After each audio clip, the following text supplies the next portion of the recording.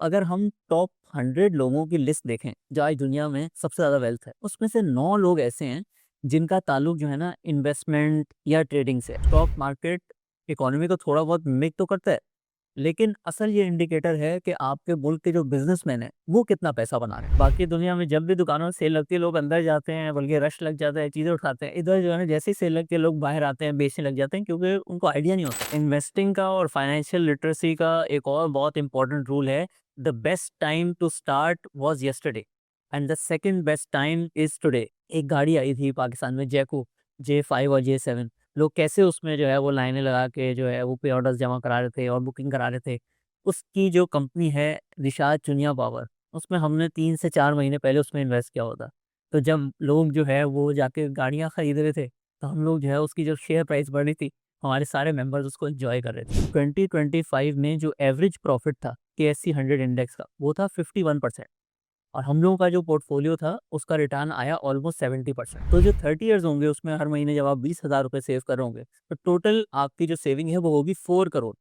लेकिन ये कंपाउंड हो के बढ़ के 43 करोड़ जाएगा। जब फाइनेंशियल लिटरेसी की बात आती है, तो पाकिस्तानी व ओवरसीज़ पाकिस्तानीज़ जो है ना यहाँ पे बहुत ज़्यादा फुकदान है। लोगों को बिल्कुल आइडिया नहीं है कि कैसे जो है वो अपनी इन्वेस्टमेंट को इन्वेस्ट करके बढ़ा सकते हैं, अपनी सेविंग्स को कंपाउंड कर सकते हैं। ज़्यादातर लोग ऐसी सेविंग अकाउंट में पैसे रख देते हैं, रियल एस्टेट में बहुत ज़्यादा स्कैम्स हो जाते हैं। लेकिन जब आप ये फाइनेंशियल लिटरेसी समझ जाते हैं, तो फिर जो है आपकी लाइफ काफ़ी ज़्यादा चेंज हो जाती है। आप पैसिव इनकम की तरफ आ जाते हैं, आपका फाइनेंशियल स्ट्रेस कम हो जाता है। अस्सलाम वालेकुम जी। आजकल हर बंदा तलाश में है कि मुझे कोई पैसिव इनकम का कोई ज़रिया मिल जाए, मैं सेकंड इनकम स्ट्रीम कोई हो जाए, मैं पैसे बना लूँ। आज की ये पॉडकास्ट, आज का ये इंटरव्यू पैसे बनाने के हवाले से बहुत इंपॉर्टेंट है, ख़ास तौर पे उन लोगों के लिए जो डिजिटली पैसा बनाना चाहते हैं। यानी स्टॉक एक्सचेंज से, क्रिप्टो से, ट्रेडिंग से, इस तरह की मल्टीपल चीज़ों से बहुत से रास्ते हैं। हम मेरे साथ जो आज गेस्ट मौजूद हैं, वो अपनी फ़ील्ड के एक्सपर्ट माने जाते हैं, अब्दुर्रहमान नजम साहब। आप लोग इन्हें देखते रहते हैं, इन्हें सुनते रहते हैं, बड़ी अच्छी एडवाइस देते हैं लोगों को कि भाई अगर आपने पैसा कमाना है तो अब हम इनसे पूछेंगे कि कितने पैसे लेने चाहिए और वो पैसे जो लाएंगे वो कितनी देर में डूब जाएंगे या बहुत ज्यादा बन जाएंगे। तो डिफरेंट रूमर्स है ना स्टॉक एक्सचेंज के बारे में, ये सारी इंफॉर्मेशन आज के पॉडकास्ट में हमें अब्दुर्रहमान नजब भाई देंगे। अब्दुर्रहमान भाई, बहुत शुक्रिया आपके टाइम का। अस्सलाम वालेकुम, थैंक यू सो मच। वालेकुम सलाम। अच्छा अब्दुर्रहमान भाई, सबसे पहले मेरा सवाल ये है कि स्टॉक एक्सचेंज, हर बंदा कहता है जी स्टॉक एक्सचेंज में लगाएं, लेकिन दूसरी तरफ ये भी है, लोग कहते हैं भाई ट्रेडिंग में पैसे लगाओ ताकि रातों रात अमीर बनो, जल्दी पैसे बने। डिफरेंस क्या है और क्यों लगाना चाहिए स्टॉक एक्सचेंज में, और स्टॉक एक्सचेंज बेसिकली है क्या चीज़? बिस्मिल्लाहिर्रहमानिर्रहीम। बड़ा ही इम्पोर्टेंट जैसे आपने टॉपिक जो आज हम डिस्कस करेंगे। और आजकल के दौर में हर किसी के माइंड में यही क्वेश्चन चल रहा है कि किस तरीके से मैं अपनी इन्वेस्टमेंट को कंपाउंड कर लूँ, बढ़ा लूँ। और आप कोई भी इन्वेस्टमेंट करें, आप स्टॉक एक्सचेंज में करें, आप गोल्ड में करें, प्रॉपर्टी में कर लें, या सेविंग सर्टिफिकेट में बहुत लोग कर लेते हैं। मकसद उसका एक ही होता है, इन्वेस्टमेंट का वन लाइनर है कि आज मैं इन्वेस्ट कर रहा हूँ ताकि कल को जाके ये पैसे जो हैं वो ज़्यादा मुझे प्रॉफिट भी दें और महंगाई से भी ज़्यादा प्रॉफिट दें। और जब आप ये मकसद अपना अचीव करते हैं, तो एक तरह से आपने जो है अपने लाइफ में फाइनेंशियल स्ट्रेस जो है उसको कम कर दिया, अपनी फाइनेंशियल इंडिपेंडेंस की तरफ एक कदम ले लिया। और आप भी मुझसे एग्री करेंगे, मैंने भी अपने पिछले 8-10 साल के एक्सपीरियंस में ये देखा है कि जब फाइनेंशियल लिटरेसी की बात आती है, तो पाकिस्तानी और ओवरसीज़ पाकिस्तानीज़ जो है ना यहाँ पे बहुत ज़्यादा फुकदान है। लोगों को बिल्कुल आइडिया नहीं है कि कैसे जो है वो अपनी इन्वेस्टमेंट को इन्वेस्ट करके बढ़ा सकते हैं, अपनी सेविंग्स को कंपाउंड कर सकते हैं। ज़्यादातर लोग ऐसी सेविंग अकाउंट में पैसे रख देते हैं, रियल एस्टेट में बहुत ज़्यादा स्कैम्स हो जाते हैं। लेकिन जब आप ये फाइनेंशियल लिटरेसी समझ जाते हैं, तो फिर जो है आपकी लाइफ काफ़ी ज़्यादा चेंज हो जाती है। आप पैसिव इनकम की तरफ आ जाते हैं, आपका फाइनेंशियल स्ट्रेस कम हो जाता है। तो मैंने भी अपना मकसद पिछले 1-2 साल से यही बनाया है कि पाकिस्तानीज़ और ओवरसीज़ पाकिस्तानीज़ को आसान लफ्ज़ों में सिंपल स्ट्रैटेजीज़ बतानी है, जिससे वो अपना जो है फाइनेंशियल फ्रीडम अचीव कर सकते हैं, पैसिव इनकम क्रिएट कर सकते हैं और अपनी लाइफ को बेहतर बना सकते हैं। अब जब आप फाइनेंशियल लिटरेसी में थोड़ा-सा आप जब चीज़ें सीख जाते हैं, तो आपको ये समझ आ जाती है कि ये जो 3-4 सब ऑप्शंस होते हैं सबके पास, सेविंग सर्टिफिकेट का भी होता है, प्रॉपर्टी का भी होता है, कुछ लोग गोल्ड में भी करते हैं, फिर स्टॉक मार्केट की हमने बात की। तो हर एसेट क्लास में ना लॉन्ग टर्म में एक रेंज ऑफ रिटर्न होता है जो आप एक्सपेक्ट कर सकते हैं। और जब आपको ये चीज़ें समझ आती हैं, हर एसेट क्लास के बैक एंड पे कुछ चीज़ें होती हैं जो कि डिटरमिन करती हैं कि ये लॉन्ग टर्म में आपको कितना प्रॉफिट देगी। वो प्रॉफिट किसी साल में थोड़ा ज़्यादा हो जाता है, कभी कम भी हो जाता है। अब जैसे अगर आप देखें सेविंग सर्टिफिकेट की, अगर आप बैक एंड पे जाएँगे, तो आप किसी को थोड़ा-सा कर्ज़ा दे रहे हैं। अब ऑब्वियसली जो आपसे कर्ज़ा ले रहा है, वो आपको बहुत ज़्यादा प्रॉफ़िट तो नहीं देगा, उसने खुद भी कमाना है। तो इसी तरीके से ये जो 4-5 सारे ऑप्शन हैं, इसमें सबसे ज़्यादा रिटर्न आता है स्टॉक मार्केट में। क्योंकि इसकी जो बैक एंड वाली चीज़ है ना, वो है बिज़नेसमैन के साथ पार्टनरशिप। आपने जब स्टॉक मार्केट में इन्वेस्ट किया, तो आपने पाकिस्तान के टॉप बिज़नेसमैन के साथ जो है वो पार्टनरशिप कर ली। अब उनका बिज़नेस ग्रो होगा, आपका भी फ़ायदा होता रहेगा लॉन्ग टर्म में। तो अब मैं आपको ना एक प्लान शेयर करता हूँ, जो लोग सब फॉलो कर सकते हैं, इवन जिसने अभी अपनी इन्वेस्टमेंट की जर्नी जो है ना स्टार्ट किया, वो आज ज़ीरो पे खड़ा है। और हमें फिर आइडिया हो जाएगा एक तरह से कि इन्वेस्टिंग से आप कहाँ तक पहुँच सकते हैं, कितने टाइम में, और फिर हम उसको ट्रेडिंग से कंपेयर कर लेंगे। फिर हमें आइडिया हो जाएगा कि किसके लिए क्या बेहतर है। तो अज़्यूम करते हैं आज एक इंसान है, उसने फैसला किया कि अब मैंने अपनी फाइनेंशियल लिटरेसी में इन्वेस्ट करना है, अपनी सेविंग्स को कंपाउंड करना है, और आज से मैं फैसला करता हूँ कि मैं हर महीने जो है ना 20,000 रुपये सेव करूँगा और उसको स्टॉक मार्केट में इन्वेस्ट कर दूँगा। ठीक है, फिर दूसरे साल में मेरी सैलरी थोड़ी-सी बढ़ेगी, तो मैं 20,000 को 22,000 कर दूँगा। ऐसे थोड़ा-थोड़ा जितनी-जितनी महँगाई होगी, मेरी सैलरी बढ़ेगी, मैं इस अमाउंट को 10-10% हर साल बढ़ाता जाऊँगा। अगर आप ये चीज़ 10 साल के लिए करेंगे, तो आपने पूरे 10 साल के अरसे में ना 35 लाख रुपए सेव किए होंगे। लेकिन जब आप उसको इन्वेस्ट करेंगे, तो वो बढ़ के 90 लाख, 95 लाख तक हो जाएँगे। इसको मैं कहता हूँ 10 ईयर फाइनेंशियल सिक्योरिटी प्लान। यानी कि जो ये फॉलो कर लेगा, उसके पास जब इतनी रकम आ जाएगी, तो वो फाइनेंशियल स्ट्रेस उसकी ज़िंदगी से ख़त्म हो जाएगा। अब उसको कोई भी एक अनहोनी हो गई, कोई भी इमरजेंसी आ गई, उसके पास एक फ़ंड पड़ा होगा और इससे उसकी लाइफ़ बहुत ज़्यादा बेहतर हो जाएगी। यही चीज़ सेम 20,000 रुपए पर महीना और हर साल उसको 10% बढ़ाना, अगर आप 20 साल के लिए करेंगे, तो टोटल अरसे में आपने जो सेविंग की होगी, वो होगी 1.4 करोड़। ठीक है? लेकिन जब ये कंपाउंड होगी और बढ़ेगी, तो ये बढ़ जाएगी 7 करोड़ तक। और इसके पीछे सारी कैलकुलेशन जो हैं वेरिफाइबल हैं, आप एसआईपी कैलकुलेटर जो है उससे चेक कर सकते हैं। इसमें हमने जो रिटर्न अज़्यूम किया है, वो है 18 से 19%, जो कि स्टॉक मार्केट का पिछले 20-25 साल का एवरेज है। तो अब ये जो 20 साल वाला प्लान है, इसको मैं नाम देता हूँ अपने जो आपके बच्चे हैं, उनकी एजुकेशन का फंड क्रिएट करना। क्योंकि आजकल हर पेरेंट के सबसे बड़ा मसला यही है कि जिस तरीके से महँगाई हो रही है और दुनिया बदल रही है, तो अगर हमारे बच्चों की एजुकेशन अच्छी नहीं हुई, तो फिर वो आगे अपनी ज़िंदगी में कम्पीट कैसे कर पाएँगे? और जो लोग आजकल लेट्स से मिडिल क्लास से भी हैं, अगर वो एक अच्छी एजुकेशन हासिल कर लेते हैं, तो उनको एक प्लेटफ़ॉर्म मिल जाता है कि वो अपनी स्किल्स के थ्रू दुनिया में तरक्की कर सकते हैं।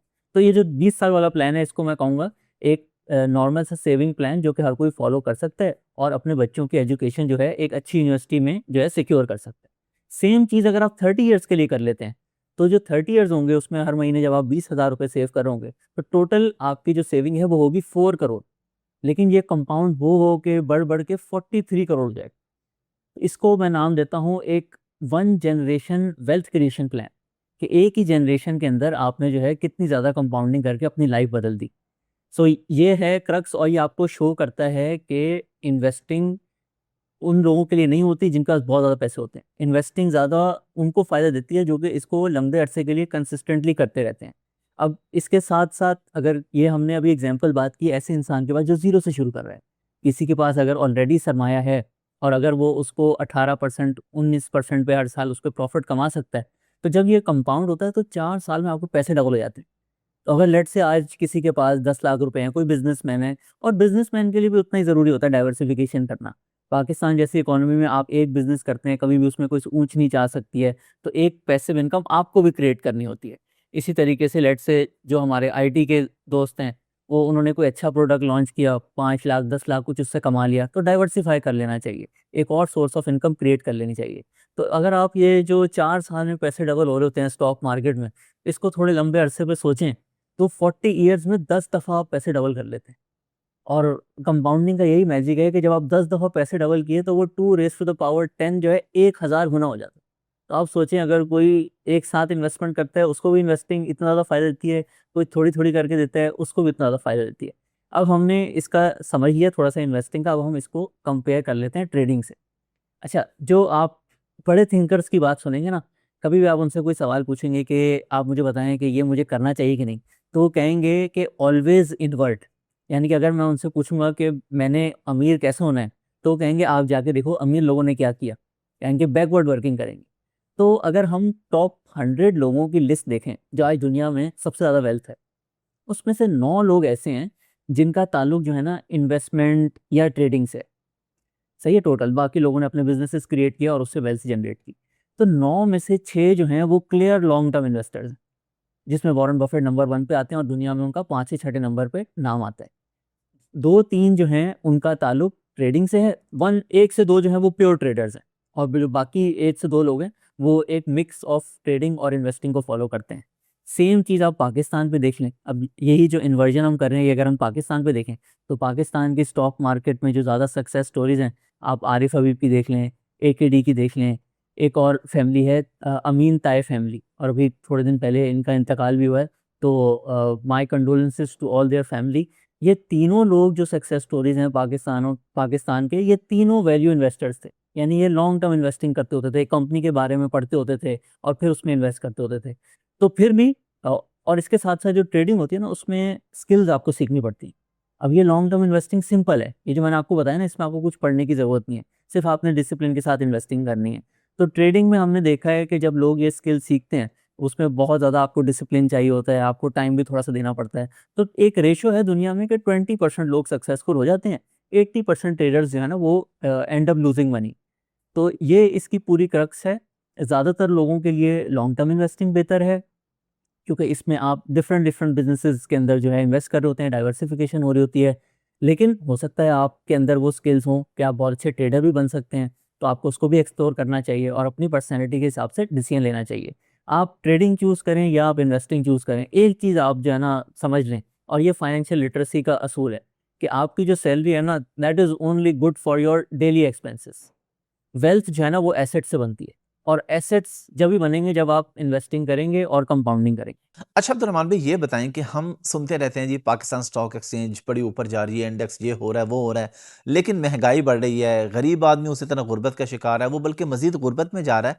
तो ये प्रैक्टिकलिटी इसमें कहाँ से नजर आती है? स्टॉक एक्सचेंज अगर अच्छी हो तो मुल्क के हालात अच्छे क्यों नहीं होते?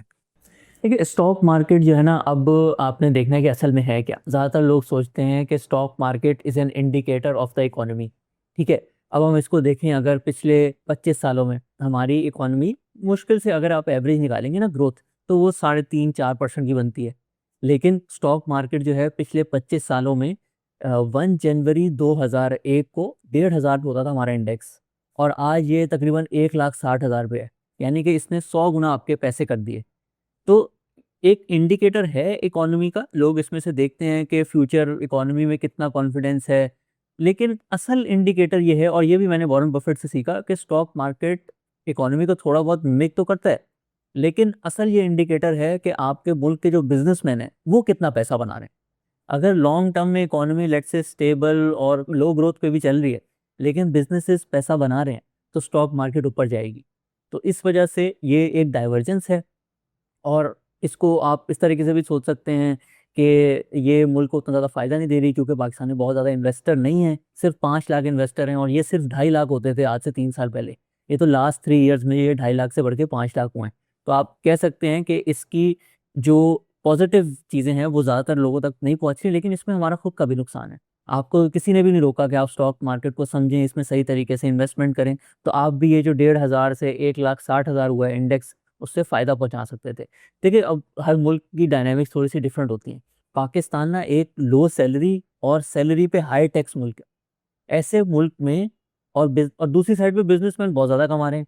तो अब आप खुद सोचिए कि अगर आपने अपना फाइनेंशियल इंडिपेंडेंस अचीव करना है, तो आप सैलरी से तो वो कर नहीं सकते। तो आपको जो है बिज़नेसमैन के साथ पार्टनरशिप करना बेस्ट है। तो इसलिए आप स्टॉक मार्केट की तरफ आएँ। इसके इकोनॉमी पे पाकिस्तान के इतने ज़्यादा असरात इसलिए नहीं होते क्योंकि लोग कम हैं। लेकिन जिन लोगों ने इन्वेस्ट किया है, उनकी जर्नी बहुत अच्छी है, वो जो है बहुत अच्छी कंपाउंडिंग भी कर रहे हैं। इसको इस तरीके से मैं देखता हूँ। अच्छा जिस तरह ट्रेडिंग में होता है कि आप रातों रात अमीर भी हो सकते हैं और अपना सारा सरमाया डुबो भी सकते हैं। तो क्या स्टॉक एक्सचेंज में भी ऐसे ही होता है या स्टॉक एक्सचेंज में आपका जो सरमाया है अगर वो बढ़ नहीं रहा तो एटलीस्ट जो है वो सिक्योर है या अगर बढ़ता आराम से है तो डूबता भी आराम से है? क्या ये मार्केट क्रैश कर सकती है जिस तरह ट्रेडिंग में हो जाता है? अच्छा, इसमें पहले तो ये जो मार्केट क्रैश वाली टर्म है ना, ये बहुत ही लूज़ तरीके से यूज़ की जाती है, हेडलाइंस में भी, न्यूज़ चैनल्स पे भी। आप सोचें, आपके पास एक प्लॉट है, सही है? अब वो प्लॉट लेट्स से 1 करोड़ रुपए का था। किसी दिन आपको आके अगर किसी ने उसकी ऑफ़र 97 लाख रुपीज़ दे दी, तो आप कितना घबराएँगे? आप कहेंगे हाँ ठीक है, 1 करोड़ और 97 लाख में कितना वो फ़र्क है। लेकिन स्टॉक मार्केट में जब हमारा इंडेक्स 1.5 लाख पे होता है, और उसमें 5,000 पॉइंट किसी वजह से एक दिन गिर जाते हैं, जो कि वही सेम अमाउंट बनती है 3% के अराउंड, तो हेडलाइन्स लग जाती हैं, क्रैश हो गया, क्रैश हो गया, क्रैश हो गया। ठीक है? इसमें जो है ना, एक तो थोड़ा समझने की ज़रूरत है, और लोग ना इसमें गलती कर जाते हैं।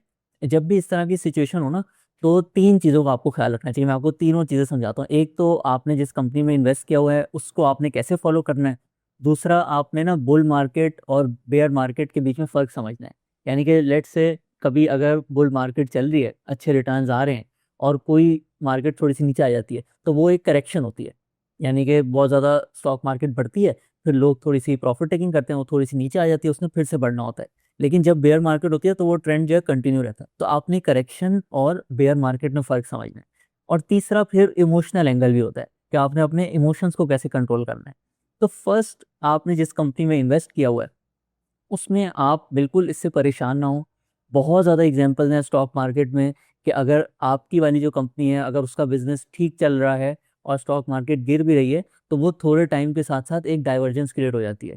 क्योंकि थोड़े लंबे अरसे पे बिज़नेस अगर ठीक जा रहा होगा, तो वो बढ़ेगा और स्टॉक मार्केट के दूसरे बिज़नेस अगर अच्छे नहीं करेंगे, तो वो नीचे आ जाएँगे। तो बेयर मार्केट में भी अच्छी कंपनीज़ होती हैं। आपने बस अपनी कंपनी के बिज़नेस को फ़ॉलो करते रहना है, जिस वजह से आपने उसमें इन्वेस्ट किया था, पढ़ के कि ये कंपनी ये काम करती है और अभी भी वो ठीक तरीके से कर रही है, तो आपने उसमें इन्वेस्टेड रहना है। अब वो लोग जो लेट्स से ईटीएफ्स या म्यूचुअल फंड्स होते हैं, उसमें इन्वेस्ट करते हैं और पूरी मार्केट में उन्होंने ऑलमोस्ट सारी कंपनीज़ ही खरीदी होती हैं। उन्होंने करेक्शन और बेयर मार्केट का फ़र्क जो है ना, वो समझना है। करेक्शन होती है कि बुल मार्केट फ्रेमवर्क जो है ना, वो ऑन है, यानी कि जितने भी ये जो 4-5 ऑप्शंस हैं ना, उसमें जो भी मुल्क में हालात चल रहे हैं, उसके हिसाब से सबसे अच्छी आउटलुक स्टॉक मार्केट की है। तो सारे लोग जो हैं वो बैंकों से भी पैसे निकाल के स्टॉक मार्केट में भी डाल देते हैं, रियल एस्टेट से भी पैसे निकाल के स्टॉक मार्केट में डाल देते हैं। जैसे आजकल चल रहा है कि आप बैंक में पैसे रखेंगे, बहुत कम प्रॉफ़िट आता है, रियल एस्टेट भी बिल्कुल डेड है। तो स्टॉक मार्केट जो है वो नंबर 1 एसेट क्लास बनी हुई है और जब ज़्यादा लोग उसमें इन्वेस्ट करते हैं, तो प्राइसेज़ खुद ही बढ़ती हैं। तो जब बुल मार्केट फ्रेमवर्क ऑन होता है, यानी कि आपने सारी चीज़ें देखी और उसके हिसाब से लग रहा है कि स्टॉक मार्केट की आउटलुक अच्छी है, तो फिर ये करेक्शंस जो हैं, ये अपॉर्च्युनिटी होती है और ये ज़्यादा बड़ी होती भी नहीं है, 10 से 15% की रेंज में आती हैं और फिर से एक बुल मार्केट शुरू हो जाती है। तो इसमें आपने ये समझते हुए कि ये करेक्शन है, बेयर मार्केट नहीं है, इस अपॉर्च्युनिटी का फ़ायदा उठाना है। और तीसरा एंगल होता है फिर इमोशनल। आपको मैं ये ऐसे समझाता हूँ कि स्टॉक मार्केट शायद एक वाहिद, अगर आप स्टॉक मार्केट को एक दुकान समझे ना, तो शायद दुनिया की एक वाहिद दुकान होगी कि जिसमें जब सेल लगती है ना, तो लोग दुकान से बाहर आने लग जाते हैं। बाकी दुनिया में जब भी दुकानों में सेल लगती है, लोग अंदर जाते हैं, बल्कि रश लग जाता है, चीज़ें उठाते हैं। इधर जो है ना, जैसे ही सेल लगती है, लोग बाहर आते हैं, बेचने लग जाते हैं, क्योंकि उनको आइडिया नहीं होता। उनको ये पता नहीं होता कि उन्होंने जिस कंपनी में इन्वेस्ट किया हुआ है, उसकी असल वैल्यू क्या है। वो बस देखते हैं इधर-उधर, क्रैश की हेडलाइन देख ली, हालाँकि वो 3% क्या क्रैश होता है, 3% तो एक मामूली-सी जो है प्राइस फ्लक्चुएशन होती है। तो इसी में फिर जो इन्फॉर्म्ड इन्वेस्टर्स होते हैं, जिनकी फाइनेंशियल लिटरेसी अच्छी होती है, वो फिर जो है ना आपका फ़ायदा उठाते हैं। तो ये 3 एंगल्स जो मैंने आपको बताए ना, पहले आप अगर कंपनी में इन्वेस्ट किया हुआ है खुद, तो कंपनी को देखें। फिर अगर आप म्यूचुअल फंड ईटीएफ में करते हैं, जो कि सारी स्टॉक मार्केट में उन्होंने थोड़ा-थोड़ा इन्वेस्ट किया होता है, उसमें फिर आप बेयर मार्केट और करेक्शन का फ़र्क समझें। और तीसरा, इमोशनल एंगल को ना छोड़ें। आप जब एक इन्फॉर्म्ड इन्वेस्टिंग करेंगे, तो फिर आप ये नहीं करेंगे कि सेल लगी होगी और आप जो है दुकान से बाहर आ रहे हो। अच्छा, मुझे आपकी बातों से ये लग रहा है कि आपके पास बहुत बड़ा सरमाया हो तो तभी आप स्टॉक एक्सचेंज में आ सकते हैं। क्या ये बात सच है? या आप बताएँ कि अगर कोई आम आदमी, मैं बिल्कुल एक आम आदमी की बात कर रहा हूँ, वो कितने पैसे लेके आए कि वो स्टॉक एक्सचेंज में लगा सके, और जब वो पैसा लेके आए तो कहाँ पे लगाए? क्या आप ये भी गाइड करते हैं कि आपको ये चीज़ जाके बाय करनी चाहिए? जैसे मैंने अभी आपको एग्जांपल में भी बताया कि स्टॉक मार्केट एक पूरा प्लेटफॉर्म ही दुनिया में ऐसे डिज़ाइन हुआ था कि एक आदमी जिसके पास कोई लेट्स से बिज़नेस आइडिया है, वो आम लोगों के पास जाए और उनसे थोड़ा-थोड़ा सरमाया लेके अपना बिज़नेस स्टार्ट करे और उनको भी फ़ायदा दे। तो पाकिस्तान स्टॉक मार्केट की भी अच्छी बात ये है कि यहाँ पे 5,000 से भी अकाउंट खुल जाता है। और अभी जो हमने पूरी एग्जांपल शेयर की, जिसमें हर महीने जो है 20,000 आप सेव करके इन्वेस्ट कर रहे थे, वो करना पाकिस्तान में बिल्कुल पॉसिबल है और उसके रिज़ल्ट्स देखें कितने अच्छे हैं। अगर कोई लेट्स से ₹20,000 सेव नहीं कर सकता, ₹10,000 करना चाहता है, वो भी पॉसिबल है। तो स्टॉक मार्केट का प्लेटफ़ॉर्म तो दुनिया में डिज़ाइन ही ऐसे हुआ है कि ये जो है आम लोगों को बिज़नेसमैन से कनेक्ट करे। आप अमेरिका के भी एग्ज़ाम्पल अगर देखें, तो वहाँ पे आप देखें कभी भी कोई अगर कोई अनफ़ोर्सीन इवेंट्स होते हैं, सबसे पहले जब हेडलाइन आती है स्टॉक मार्केट के बारे में, तो वो बताते हैं कि पेंशनर्स के पैसे जो हैं इतने ज़्यादा कम हो गए। क्योंकि उधर ऑलमोस्ट 50% लोगों ने अपना अकाउंट जो है वो खोला हुआ है। दुनिया भर में आज से तकरीबन 200 साल पहले मुल्कों को ये समझ आ गया था कि भई लोग जब ऐज हो जाएँगे, तो उनके जो सारे खर्चे होंगे वो हम तो उठा नहीं सकते, गवर्नमेंट के पास इतना बजट है नहीं। तो इनको जो है शुरू से ही जो है एक तरह से इनकरेज करना चाहिए कि आप इन्वेस्ट करें। और सबसे ज़्यादा रिटर्न जैसे मैंने बताया पाकिस्तान में भी और दुनिया भर में भी स्टॉक मार्केट ही देती है, क्योंकि उसके बैक एंड पे बिजनेसमैन होते हैं। तो गवर्नमेंट्स ने जो डेवलप मार्केट्स थी उन्होंने आम लोगों को अपनी रिटायरमेंट फंड करने के लिए उसी मुल्क के जो टॉप बिजनेसमैन से उनसे जोड़ दिया और उनसे कहा कि आप इनके साथ जो है ना थोड़ी थोड़ी सेविंग करके लगाते रहें, ये जो है आपको रिटायरमेंट आपकी एक तरह से सेफ्टी बना देंगे। अच्छा, अब यहाँ पे मुझे एक और चीज़ बताइए, हमारे क्योंकि माशाल्लाह हर तरह की ऑडियंस है, हर तरह के लोग हमें देखते हैं। ऐसे भी लोग हैं सादा जिन बेचारों को पता ही नहीं कि भाई लैपटॉप क्या है, मोबाइल पे यानी किस तरीके से काम करना है, लेकिन उनके पास सरमाया है। तो क्या आप उनकी हेल्प कर सकते हैं? या एक आम आदमी जिसको पता ही नहीं है स्टॉक एक्सचेंज की स्पेलिंग क्या है और ये बला क्या है, लेकिन वो इन्वेस्ट करना चाहता है, वो अब क्या करे? नहीं, काफ़ी सिंपल है। दुनिया में तो बड़ी इसकी कॉम्प्लेक्स ऐप्स होती हैं, आपको जाके ऑर्डर्स लगाने पड़ते हैं। लेकिन पाकिस्तान में जब लेट्स से आपका एक अकाउंट खुल गया, और मैं थोड़ा-सा ये बताता हूँ अकाउंट कैसे ओपन करते हैं। सबसे पहले अकाउंट ओपन करने के लिए आपके पास एक बैंक अकाउंट होना चाहिए, ठीक है? बैंक अकाउंट ज़रूरी है क्योंकि स्टॉक मार्केट में जितनी भी इन्वेस्टमेंट होती है ना, वो ट्रांसपेरेंट तरीके से होती है। वो ऐसे नहीं होता कि आपने किसी को कैश दे दिया, वो कैश लेके भाग गया और आपका नुकसान हो गया। तो एक बैंक अकाउंट खुलेगा, जिसके थ्रू फिर आप एक ब्रोकरेज अकाउंट खुलवाएँगे और आसान अकाउंट, लेट्स से कोई कम इन्वेस्टमेंट करना चाह रहा है 10 लाख से कम, तो एक आसान अकाउंट नाम का इनिशिएटिव लेकर आई थी गवर्नमेंट ऑफ पाकिस्तान 2022-23 में। उसमें सिर्फ आपको अपना शनाख्ती कार्ड देना होता है और आपका एक अकाउंट ओपन हो जाता है। आप अपने बैंक से उस अकाउंट में पैसे ट्रांसफ़र करेंगे और फिर आप कॉल करके भी जो है अपने ब्रोकर को कह सकते हैं कि मुझे ये वाला शेयर चाहिए। सो ये बहुत ही सिंपल है। अगर कोई मोबाइल फ़ोन, वैसे तो आजकल काफ़ी लोग मोबाइल फ़ोन यूज़ कर लेते हैं और उसके थ्रू ऑर्डर लगा लेते हैं, बल्कि लोगों को मज़ा आता है कि हम खुद अपनी जो है वो कंपनी में परचेज़ कर रहे हैं और प्राइस ऊपर-नीचे हो रही थी, हमने अच्छी प्राइस पे खरीद लिया। तो काफ़ी ज़्यादा इवन यंग लोग जिनके पास थोड़ा कम भी टाइम होता है, वो बहुत इसको एन्जॉय करते हैं कि खुद ऑर्डर एग्ज़ीक्यूट करना। लेकिन फैसिलिटी अवेलेबल है कि आप जो है कॉल करके भी जो भी आपने बाइंग सेलिंग करनी है बहुत ईज़िली हो जाती है। मेरा खुद का एक बड़ा एक मिशन पे भी हम लोग जैसे निकले हुए हैं पाकिस्तान में फाइनेंशियल लिटरेसी इम्प्रूव करने के लिए। तो मेरा तो खुद का एक एम है कि आज से 5 साल बाद जितने भी अर्निंग अडल्ट्स हैं पाकिस्तान, उन सब के मोबाइल में ना एक बिल्कुल सिक्योर और एसईसीपी से रजिस्टर्ड एक ऐप हो इन्वेस्टिंग की। अब उसमें वो 5,000 लगाएँ हर महीने, 10,000 लगाएँ, 20,000 लगाएँ, लेकिन ऐप हर किसी के मोबाइल में होनी चाहिए ताकि फाइनेंशियल लिटरेसी हमारी इम्प्रूव हो। अब मैं आपसे यही क्वेश्चन करने वाला था कि एज लिमिट आप क्या सेट करते हैं कि किस एज पे आपको इन्वेस्ट कर देना चाहिए? और स्टूडेंट लाइफ के अंदर जहाँ पे आपके पास बिल्कुल थोड़े से पैसे होते हैं, एक पूरा सर्कल चलाने के लिए, क्या आप रिकमेंड करते हैं कि भाई 1-1 हज़ार निकालो, 2-2 हज़ार या 5 हज़ार महीने का, जो फालतू में इधर-उधर खर्चे करते हो, उसके बजाय अगर स्टॉक में इन्वेस्ट करें? यानी अभी हम बड़े इन्वेस्टर की बात नहीं कर रहे, अब मैं बच्चों की बात कर रहा हूँ आपसे। बिल्कुल, 100% इन्वेस्टिंग का और फाइनेंशियल लिटरेसी का एक और बहुत इम्पोर्टेंट रूल है, the best time to start was yesterday and the second best time is today. तो मतलब आप अगर जो जैसे मैंने एग्जांपल बताई कि 4 साल में आपके पैसे जो है वो डबल हो जाते हैं। तो अगर लेट्स से हम हर महीने 20-20 हज़ार नहीं भी करें, हम 2,000 कर लेते, स्टूडेंट्स हैं 2,000 कर सकते हैं। तो आपने वही 10 ईयर का जो प्लान है, अगर आप 20,000 के बजाय 2,000 पे करेंगे, तो भी 10 साल बाद आपके पास ऑलमोस्ट जो है 10 लाख रुपए हो जाएँगे। और जब आप अपना एक तरह से स्टूडेंट लाइफ़ आपने ख़त्म की, अपनी यूनिवर्सिटी ख़त्म की, 2-2 हज़ार रुपए आप जो है हर महीने सेव कर रहे थे, लेकिन अब आपके पास 10 लाख रुपए होंगे, आप अपना कोई बिज़नेस स्टार्ट कर सकते हैं या आप जो है किसी और शहर में जाके आपको अपॉर्च्युनिटी मिली है, लेकिन आपको जो है थोड़े से इनिशियल एक्सपेंसेस करने की ज़रूरत है वहाँ पे, तो वो सारा एक पास आपके पास एक तरह से फंड अवेलेबल होगा। अच्छा, यहाँ पे मैं स्टूडेंट्स को बल्कि ये कहूँगा, अक्सर लोगों को वो ये कहते हैं हमारे पास इन्वेस्टमेंट नहीं है जी, पैसे नहीं है। तो उनके पास किसी गर्लफ्रेंड को पिज़्ज़ा खिलाने के लिए और आउटिंग पे ले जाने के काफ़ी पैसे होते हैं। तो जो मोहब्बत करने वाले लोग हैं, 14 फरवरी 2027 को आप उन्हें क्या कहेंगे कि इंडेक्स कहाँ तक जाएगा या अगर वो इन्वेस्ट करें तो उनका क्या बनेगा?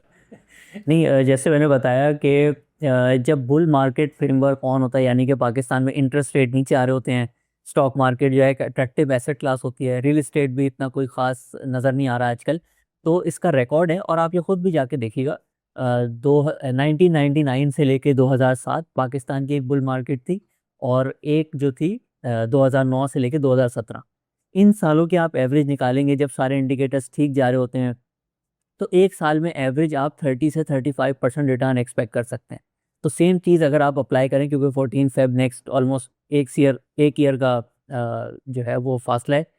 तो इसको हम अगर करंट एग्ज़ाम्पल पे अप्लाई करें 160,000 का, जैसे हमारा अभी आज तकरीबन इंडेक्स है, इस पे आप 35% जब अब अप्लाई करेंगे, तो ये कोई 2 लाख क्रॉस करता हुआ 2 लाख 10,000 15,000 की रेंज में बहुत अच्छे चांसेस हैं, हो सकता है।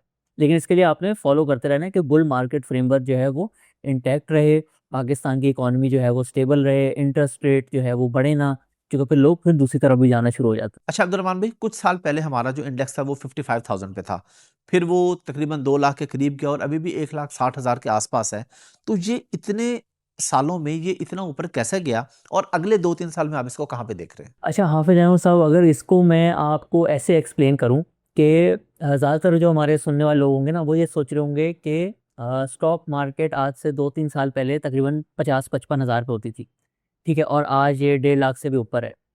सो मेरी जो अपॉर्चुनिटी थी, काश मैं उस वक्त इन्वेस्ट कर देता, मैंने 10 लाख रुपए लगाए होते, आज वो 30 लाख रुपए हो जाते, मेरी अपॉर्चुनिटी जो है वो मिस हो गई। लेकिन अगर मैं आपको बताऊं कि सेम अपॉर्चुनिटी आपको अगले कुछ सालों में भी मिल सकती है, तो क्या आपको लगता है कि आप मेरी बात इंटरेस्ट से सुनेंगे? Of course. तो चलिए मैं आपको इसको ऐसे एक्सप्लेन करता हूँ। इसको यहाँ से स्टार्ट करते हैं कि सबसे पहले तो समझते हैं, क्योंकि इसमें बहुत ज़्यादा लोग कंफ्यूज होते हैं कि स्टॉक मार्केट में किसी भी शेयर की प्राइस कैसे सेट होती है। आप सोचें, आप एक घर देखने जा रहे हैं, ठीक है, आप सोच रहे हैं मैं प्रॉपर्टी खरीद लेता हूँ। आप जाते हैं, घर देखते हैं, आप पूछते हैं इसकी प्राइस क्या है। लेट से हो कहता है ये घर 1 करोड़ रुपए का है। आपका दूसरा सवाल होता है कि ये रेंट कितना देता है।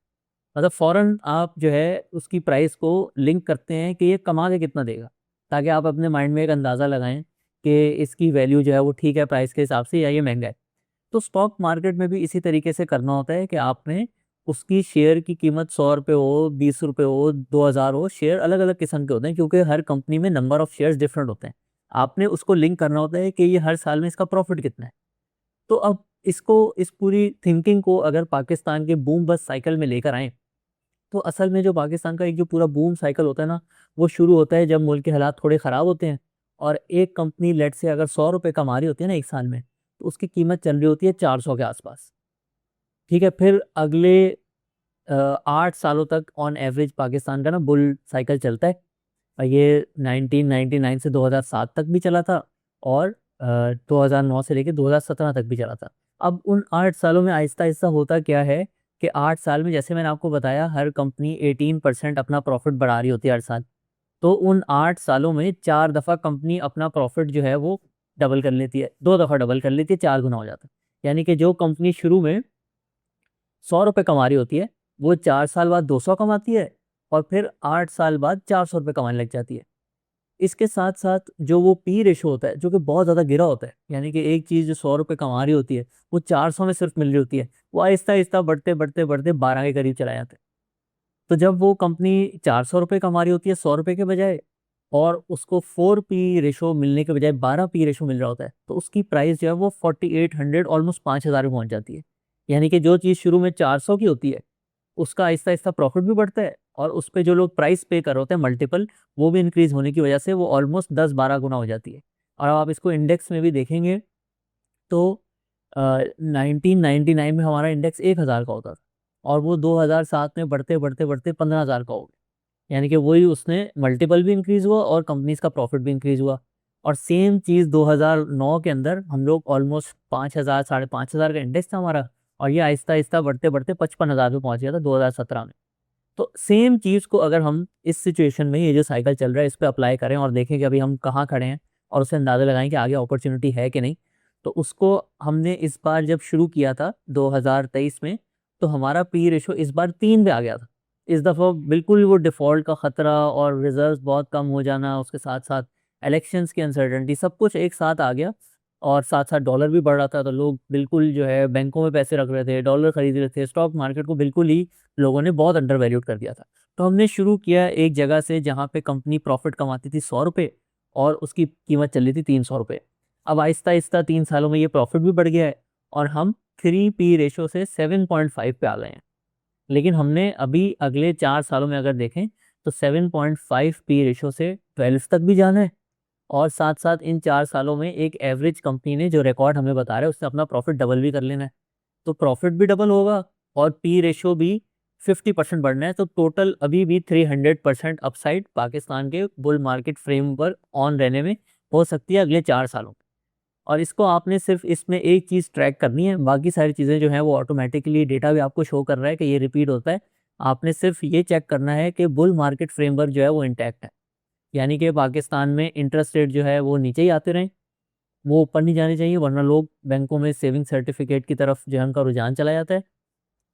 और उसके साथ साथ ऑयल, क्योंकि पाकिस्तान की इकोनॉमी के लिए बहुत इंपॉर्टेंट है, उसकी प्राइस बहुत ज़्यादा नहीं बढ़नी चाहिए, क्योंकि अगर वो बढ़ जाती है तो फिर पाकिस्तान में इन्फ्लेशन होती है, इंटरेस्ट रेट बढ़ जाते हैं और आपका करंट अकाउंट डेफिसिट भी आने लग जाता है। सो अगर आप ये पूरा समझ लें कि ये साइकिल किस तरीके से होता है, तो आप इसको बहुत अच्छे तरीके से इसमें इन्वेस्ट भी कर सकते हैं। और एक तरह से अभी आप मिडल में खड़े हैं साइकिल में, जो अपॉर्चुनिटी का आप फ़ायदा नहीं भी उठा सके पिछले 2-3 सालों में, शायद वो सेम अपॉर्चुनिटी आपको अगले 4 साल में भी मिल सकती है। अच्छा, हमारे यहाँ ना पाकिस्तान में, क्योंकि मैं खुद इसी फ़ील्ड से हूँ, ई-कॉमर्स से, फिर ट्रेडिंग वगैरह से, हम जब किसी को सिखाते हैं या बताते हैं तो वो कहते हैं जी मंजन सेलर है, ये खुद कुछ नहीं करते, इनकी अपनी कोई इन्वेस्टमेंट नहीं है, ये सिर्फ़ कोर्स बेच के पैसा बनाते हैं। तो यही मेरा सवाल आपसे है कि आप लोगों को सिखा रहे हैं, बता रहे हैं, आप भी ये चीज़ फ़ेस करते होंगे, तो क्या आपने भी अपने भी कोई पैसे इन्वेस्ट कर रखे हैं? आपका खुद इन्वेस्टिंग का सफ़र कब और कहाँ से शुरू हुआ था? नहीं, नहीं, मेरी तो जर्नी बिल्कुल उल्टी है। मैं तो खुद ऑलमोस्ट आज से 10 साल पहले ये जर्नी स्टार्ट की थी, और पहले अपने घर में सबको कन्विंस किया, फिर आहिस्ता-आहिस्ता इन्वेस्टमेंट स्टार्ट की, सीखा।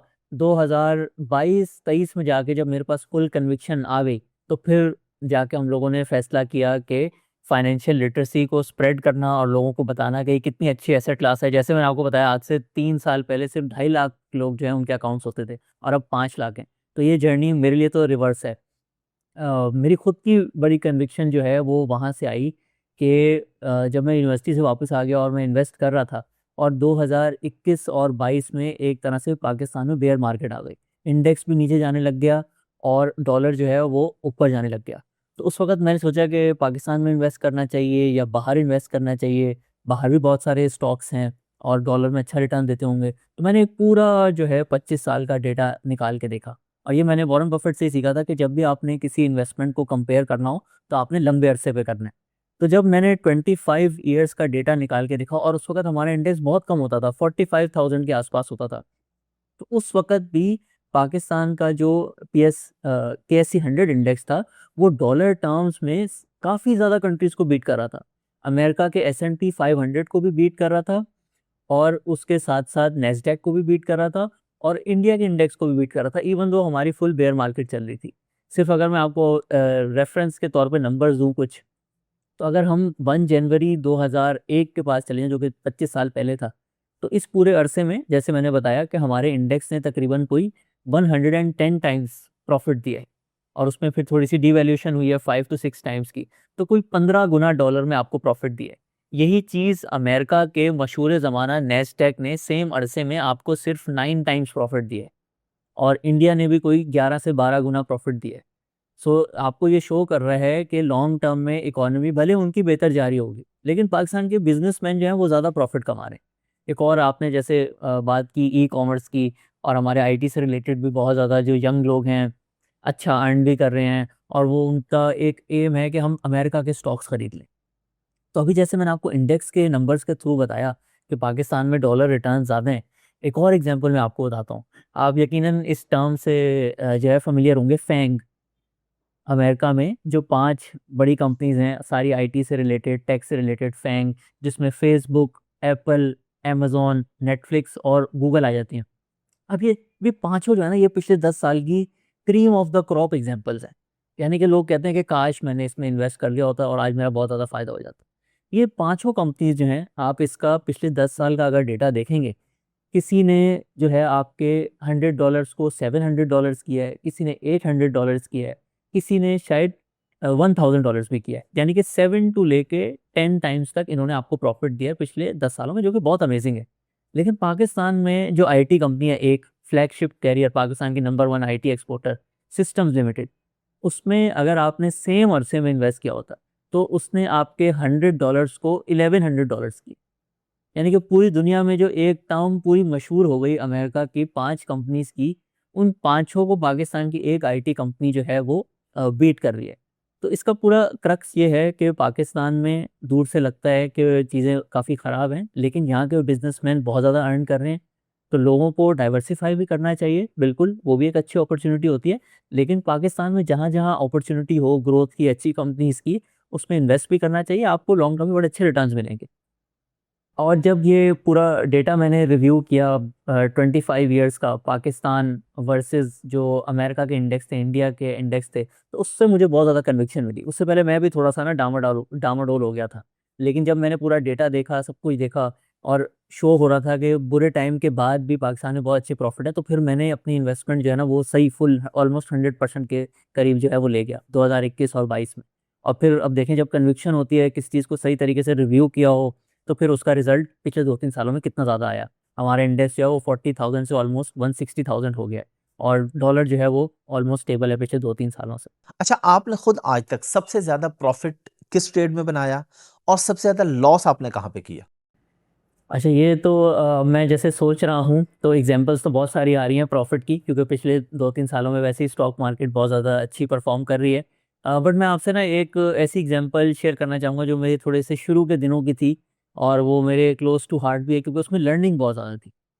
ये टाइम है कोई तकरीबन कुछ मैंने इसकी परचेज़ जो है कोविड में की थी, कुछ कोविड के बाद की। असल में ऐसा हुआ कि जब बिल्कुल कोविड स्टार्ट हो रहा था और थोड़ा लोगों को लगने लग गया था कि लॉकडाउन की तरफ हम जा रहे हैं, और स्टॉक मार्केट क्योंकि एंटिसिपेटरी होती है, वो हर दिन जो है ना क्रैश करती जा रही थी 2020 के शुरू में। तो एक दिन ऐसा आया, ये मार्च की मेरे ख़्याल से कोई 15-16 तारीख थी। तो एक कंपनी में मैंने इन्वेस्ट किया हुआ था, निषाद पावर। अब ये जैसे आईपीपीज़ को लोग समझते हैं पाकिस्तान में कि इनके फिक्स कॉन्ट्रैक्ट होते हैं गवर्नमेंट के साथ, इनको फिक्स पैसे मिलने होते हैं, ये चलें या ना चलें।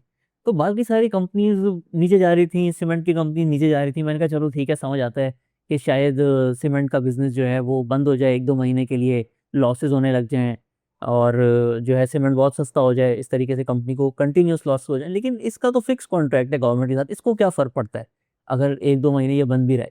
तो वो भी कंटिन्यूअसली वही इमोशंस सबके अंदर आए हुए थे, और रोज़ उसमें जो है ना लोअर लॉस करते जा रहे थे। तो एक दिन प्राइस जो है बहुत ही अट्रैक्टिव हो गई। तो मैंने जाके अप्पू को सारा बताया कि भई इसका फिक्स कॉन्ट्रैक्ट है, इसको कोई फ़र्क नहीं पड़ता, इसमें हम इन्वेस्टमेंट कर लेते हैं।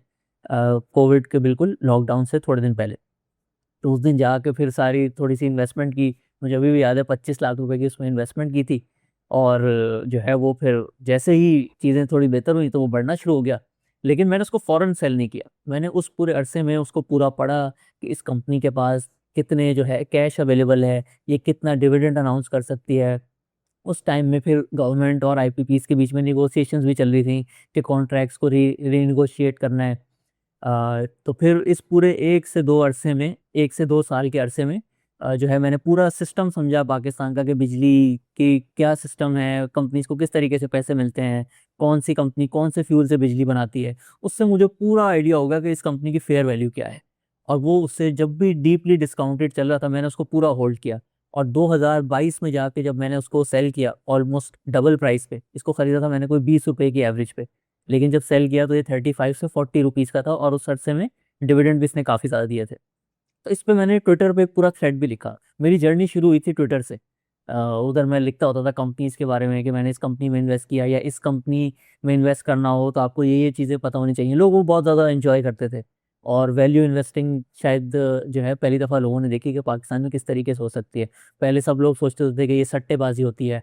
तो ये मेरी एक पर्सनल एग्ज़ाम्पल थी निषाद पावर की। अगर आप इस पे जो थ्रेड लिखा हुआ है ट्विटर पे वो भी पढ़ना चाहते हैं, उसका हम लिंक भी जो है डिस्क्रिप्शन में लगा देंगे। वो ये मेरे बहुत क्लोज़ टू हार्ट है। और जैसे मैंने आपको पहले बताया ना कि जो कंपनी अच्छी होती है, उसका बिज़नेस ठीक जा रहा होता है, उसमें वैल्यू होती है, वो बेयर मार्केट में भी आपको प्रॉफ़िट दे जाती है। तो ये जो पूरा 2 साल का अरसा था, ये बेयर मार्केट का था। इंडेक्स जो हमारा नीचे आ रहा था, लेकिन इस कंपनी ने जो है 2 साल के अरसे में जो है ऑलमोस्ट 100% प्रॉफ़िट मुझे कमा के दिया। इसके अलावा और दूसरी जो अच्छी इन्वेस्टमेंट्स थी हमारी, अब क्योंकि हम लोग अपने मेंबर्स को भी एडवाइस करते हैं, तो हमने इसका पूरा ट्रैक रिकॉर्ड जो है वो मौजूद है। अभी थोड़े दिन पहले हम लोगों की 2025 की एजीएम हुई थी, उसमें हमने अपनी सारी कंपनी जिसमें इन्वेस्ट किया था उसको पूरा रिव्यू किया, लोगों के साथ शेयर किया। तो उसमें ना वैल्यू इन्वेस्टिंग मैंने खुद जब वो प्रेजेंटेशन की स्लाइड्स बनाई ना, तो मुझे रियलाइज़ हुआ वैल्यू इन्वेस्टिंग बहुत पावरफुल है। क्योंकि जब हम वो स्लाइड्स बना रहे थे, हमने लोगों को दिखाया कि हर सेक्टर में, हर टाइप ऑफ इंडस्ट्री में किन कंपनीज़ ने बेस्ट परफ़ॉर्म किया 2025 में। और ऑलमोस्ट हर सेक्टर में हम जो उसकी नंबर 1 कंपनी थी ना, वो हमने अपने पोर्टफोलियो में रखी हुई थी। तो उस वक़्त मैं भी हैरान हो गया कि ये कैसे हो गया कि जो भी टॉप कंपनी है वो हमारे पास आ रही है। क्योंकि वैल्यू इन्वेस्टिंग है ही इतनी पावरफुल, और एक दफ़ा जब आप पढ़ के और समझ के इन्वेस्ट करते हैं, तो उसका रिज़ल्ट जो है बहुत अच्छा होता है।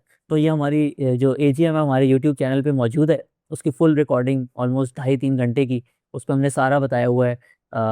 एफएफसी फौजी फर्टिलाइज़र एक बहुत अच्छी हमारी इन्वेस्टमेंट थी, इसने बहुत अच्छे हमें प्रॉफिट्स दिए। नेशनल बैंक ऑफ पाकिस्तान, ये 2025 का नंबर 1 बैंक था, ये भी हम लोगों ने सबको रेकमेंड किया था। और अभी आपने देखा होगा थोड़े 1 महीने पहले तकरीबन एक गाड़ी आई थी पाकिस्तान में, जैको J5 और J7, लोग कैसे उसमें जो है वो लाइनें लगा के जो है वो पे ऑर्डर्स जमा करा रहे थे और बुकिंग करा रहे थे। उसकी जो कंपनी है निशात चुनिया पावर, उसमें हमने 3 से 4 महीने पहले उसमें इन्वेस्ट किया हुआ था। तो जब लोग जो है वो जाके गाड़ियाँ खरीद रहे थे, तो हम लोग जो है उसकी जब शेयर प्राइस बढ़ी थी, हमारे सारे मेंबर्स उसको एन्जॉय कर रहे थे। तो ये तो कुछ अच्छी कहानियाँ थी।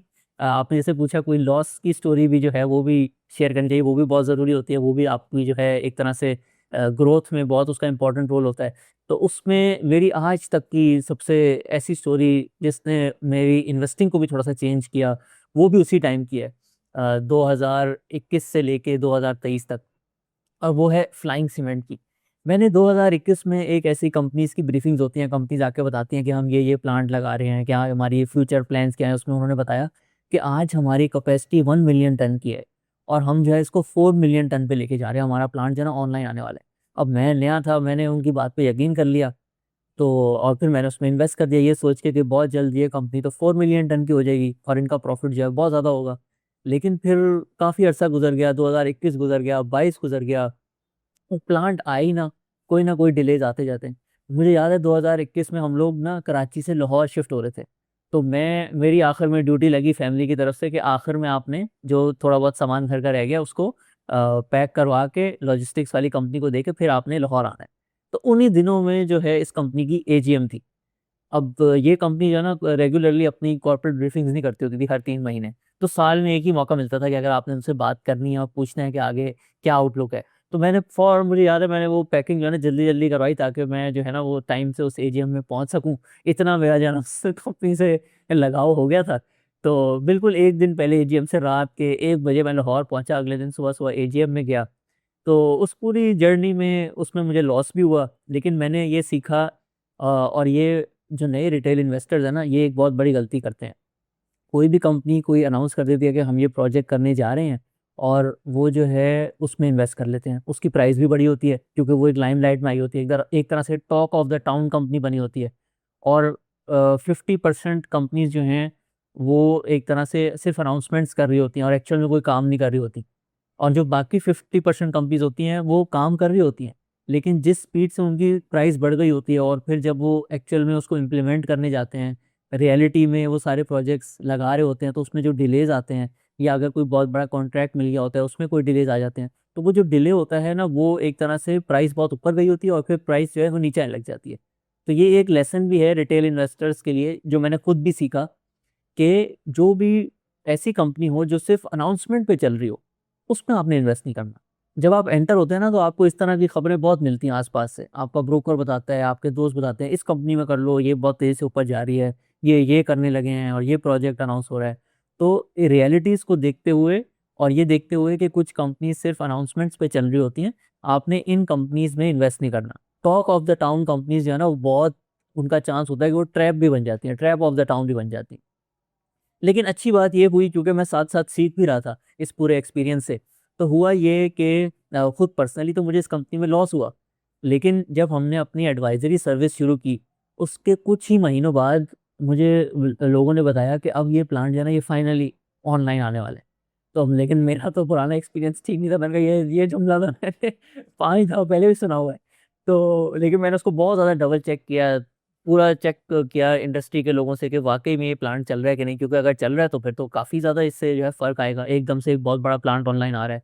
तो सारा कुछ चेक करके अपने पर्सनल जो मेरी हिस्ट्री थी उस कंपनी से रिलेटेड, उसको पीछे रख के मैंने हमारे सारे मेंबर्स को एडवाइस किया और उसकी बड़ी अच्छी एप्रिसिएशन हुई अगले कुछ महीनों में।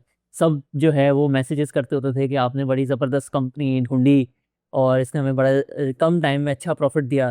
तो उस वक़्त मेरे माइंड में ख़्याल भी आता होता था, डबल माइंडेड होता था कि मिक्स्ड फीलिंग्स होती थी। खुद पर्सनल तो लॉस कर लिया, लेकिन मैच्योरिटी और एक अच्छे एडवाइज़र का एक एक तरह से सिग्नल है कि वो अपने सारे पर्सनल बायसेस को, पुरानी हिस्ट्री को छोड़ के एक इन्वेस्टिंग फ्रेमवर्क, रूल्स के हिसाब से जो है वो फ्यूचर डिसीजंस लें। तो ये एक पर्सनल एग्ज़ाम्पल थी जो रिटेल इन्वेस्टर्स बहुत ज़्यादा जिस तरीके से talk of the town company में आ जाते हैं, मैं भी एक दफ़ा आ गया था, लेकिन फिर उससे सीखा और फिर उसके हिसाब से अब ऐसा कोई भी चीज़ आए तो उसको डबल चेक करते हैं, क्योंकि कंपनीज बहुत दफ़ा जो प्रोजेक्ट्स लगाने जाती हैं उसमें डिलेज आ जाते हैं। सो ये हमेशा आपको अपनी इन्वेस्टिंग के अंदर ये ख्याल रखना चाहिए। अच्छा, आप ट्रेनिंग भी देते हैं, तो आपके पास कोई ऐसी सक्सेस स्टोरीज़ हैं जो आप हमें बता सकें कि जिन लोगों ने ज़ीरो से स्टार्ट करके आपके पास आके आपकी एडवाइस लेके पैसा बनाया हो? और दूसरा, जो लोग आपकी ट्रेनिंग जॉइन करना चाह रहे हैं, उसका क्या प्रोसेस होता है? कितनी देर की ट्रेनिंग होती है? और कौन लोग एलिजिबल होते हैं इसके लिए? नहीं, बहुत सारा हमारी सक्सेस स्टोरीज़ भी हैं पिछले 2 सालों की, और बल्कि मुझे याद है पिछले महीने हम लोगों का यूएई का मीटअप हो रहा था दुबई में, तो उसमें हमारे एक मेंबर थे, फैसल नाम है उनका। उन्होंने आके, हमारा जब मीटअप ख़त्म हो गया था, हम दोनों खड़े हुए थे और उन्होंने मुझे आके बताया कि मैंने 1-2 साल पहले जब शुरू किया था, एक मैंने माइंड में फ़िगर रखी हुई थी कि इस फ़िगर पे पहुँच के ना मैं सोचूँगा कि अब मेरा फाइनेंशियल फ्रीडम अचीव हो गया है। क्योंकि आपको पता है यूएई में जॉब जो है वो कभी भी जा सकती है, आपको पाकिस्तान वापस आना पड़ सकता है, तो वो उनको बहुत ज़्यादा स्ट्रेस देता होता था। लेकिन फिर उन्होंने आके सारा कुछ बता के और फिर एक जुमला बोला कि अब्दुल रहमान भाई, अब जो है ना, मैं अपनी फैमिली के रिलेटेड जो फाइनेंशियल स्ट्रेस है ना, वो अब मेरा बहुत कम हो गया है। और उसके बाद 2-3 सेकंड तक ना एक दो हम दोनों एक दूसरे को देखते रहे। तो वो मेरे लिए एक बहुत ही, मुझे अभी तक याद है, वो मैं उसको एक ट्रॉफ़ी, वो जुमला जो है ना मेरे लिए एक ट्रॉफ़ी था। क्योंकि एक इंसान की लाइफ में अगर आपने कोई इम्पैक्ट क्रिएट कर लिया, जिससे उसके पूरी फैमिली पे भी अफ़ेक्ट हो रहा है, उसके फाइनेंशियल स्ट्रेस जो है वो कम हो रहा है, तो वो एक बहुत बड़ी चीज़ होती है।